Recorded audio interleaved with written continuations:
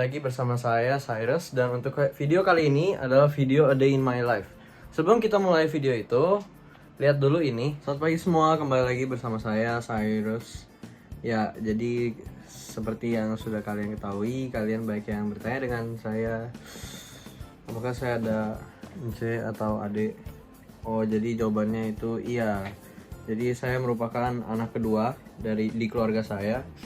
Enci saya seperti ini dan adik saya seperti ini.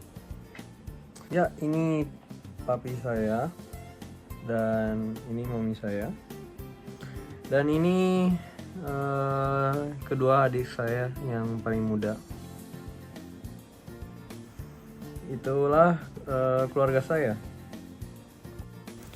Sekarang saya akan menjelaskan sedikit tentang tujuan hidup dan panggilan hidup.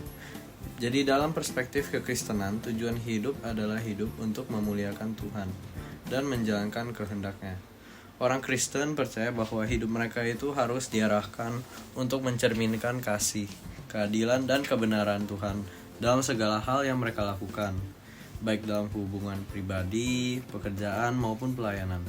Tujuan ini mencakup mengasihi Tuhan dengan segenap hati dan mengasihi sesama seperti diri sendiri, sebagaimana diajarkan oleh Yesus. Nah, sedangkan panggilan hidup dalam kekristenan adalah peran atau misi khusus yang Tuhan berikan kepada setiap individu yang biasanya diungkapkan melalui doa, firman Tuhan, dan bimbingan Roh Kudus.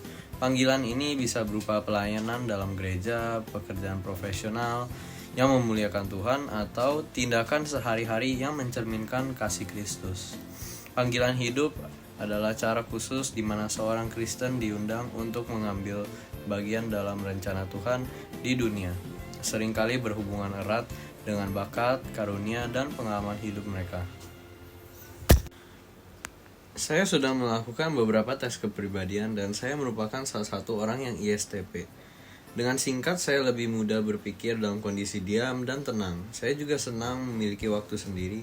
Saya tidak terlalu kaku dan fleksibel, namun saya tidak terlalu ekspresif dan merupakan orang yang tertutup. Saya sangatlah bersyukur dengan kehidupan saya yang sekarang. Tentu saja saya juga memiliki tujuan hidup. Tujuan hidup saya terinspirasi dari segala pengalaman yang sudah saya alami. Saya memiliki dua tujuan hidup pokok. Pertama, saya ingin menggunakan segala hal yang sudah diciptakan Tuhan dengan baik. Saya ingin bisa memelihara ciptaan Tuhan dengan baik. Salah satu contoh, saya juga menjaga tubuh saya yang sudah diciptakan Tuhan ini dengan baik, dan saya ingin menjaganya dengan baik. Dengan salah satu cara berolahraga dan mendorong diri saya untuk menjadi yang lebih baik. Tuhan memberi saya pemikiran bahwa tidak ada yang mustahil asal saya tidak menyerah dan terus mendorong diri sendiri. Maka karena itu saya ingin mendorong diri sendiri, karena kata mustahil itu tidak ada, dan salah satu implementasi yang bisa saya lakukan sekarang adalah mendorong fisik saya untuk jadi sehat dan menjadi yang terbaik. Tujuan kedua saya adalah ketika saya sudah bertumbuh dewasa, saya terinspirasi oleh ayahku, di mana saya belajar dalam proses masa kerja dalam hidup saya. Nantinya saya ingin mencari uang untuk membahagiakan orang lain seperti keluarga dan memberi untuk yang membutuhkan. Tentu saja pasti saya juga akan menggunakan sedikit uangnya untuk diri saya sendiri, namun itu bukanlah prioritas. Saya juga belajar bahwa tidak semua di dunia itu adil, karena pasti harus ada seorang yang melakukan lebih dari yang lain agar bisa menjaga stabilitas. Dan saya ingin menjadi orang itu untuk kedepannya. Orang tua saya itu memiliki pekerjaan yang tidak sama dengan yang kuinginkan. Ibuku adalah ibu rumah tangga dan papi aku adalah konsultan pajak. Saya sama sekali tidak terinspirasi oleh pekerjaan orang tua saya. Tapi saya terinspirasi dari kerja keras mereka yang dari dulu mereka merupakan orang yang kesusahan di Jambi dan sampai sekarang bisa menjadi keluarga bahagia dan sejahtera di Jakarta. Saya tidak terinspirasi dengan pekerjaan mereka karena menurut saya tidak cocok dengan anak saya.